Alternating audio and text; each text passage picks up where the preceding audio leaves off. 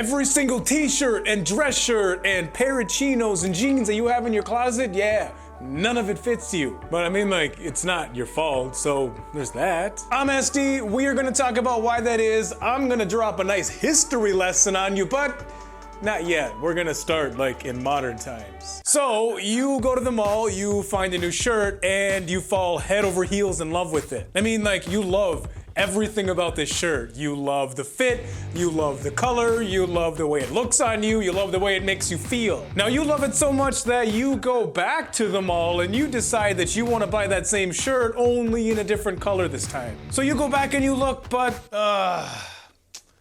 they're sold out. They don't have it anymore. But wait. There's another shirt that is pretty similar to it, but it's by a different brand. Oh, and it's the same size too. It's a large like your other shirt was, so it should fit you the same way that the other shirt does, right? You go get it home and you're like, seriously?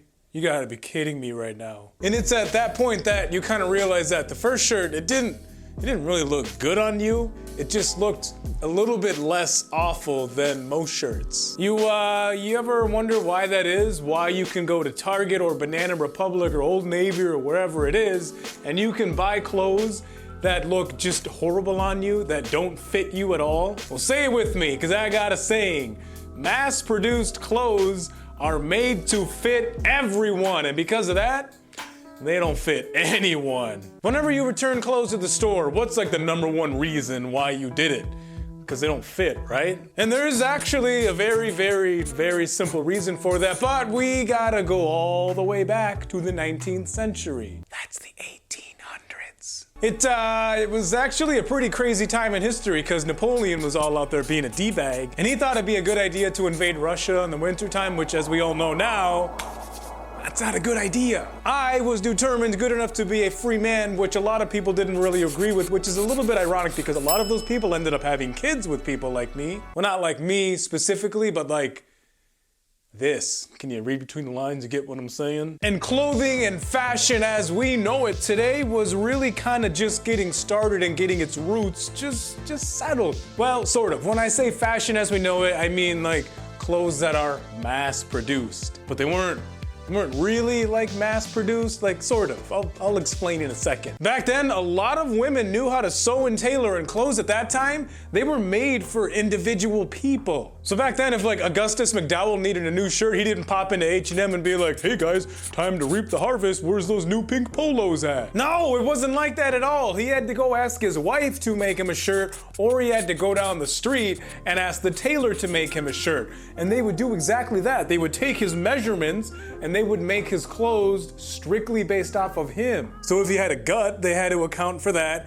Or if he had like broad shoulders like Hercules, they had to account for that too. It was really long and arduous and tedious, but that shirt, it looked great on him because it was made to fit him. Now fast forward to the 20th century. That's the 1900s. And a lot more people are working industrial jobs, and Ford thought it would be a good idea to try and cram a V8 engine into a really small engine block. Everybody thought he was crazy, but I mean, it worked. NATO was born, the CIA was born, some crazy dude in Germany thought he was gonna stir up all this drama in Europe, and suddenly they needed a lot of clothes. And they needed them fast, too. Funny how the war industry is what usually changes everything. I mean, let's be honest, Betty from Indiana was in no way, shape, or form capable of keeping up with the demands of clothes as they were needed at that time, so they needed a better solution. Well, giant corporations and manufacturers were listening, and they were like, oh, hold up, guys, hold up.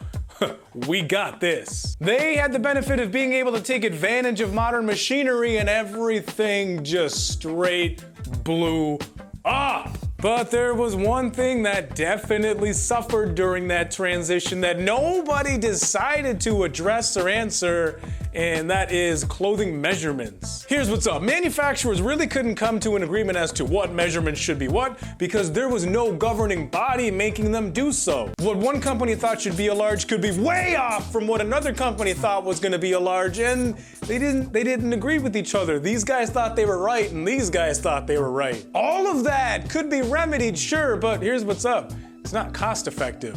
at all. Companies aren't dumb. They realize that people come in all kinds of different shapes and sizes. They get it. But it doesn't make any sense at all, at least to them, to make clothes that fit all different types of bodies. So they basically just said, why don't we make one type of clothes that fit all kind of types of bodies? Like a little bit. Oh, what's that? You don't believe me? Well, go take one of your shirts out of your closet and go take a look at the sides. What do they look like? They go straight up and down, don't they? Are you shaped like SpongeBob SquarePants?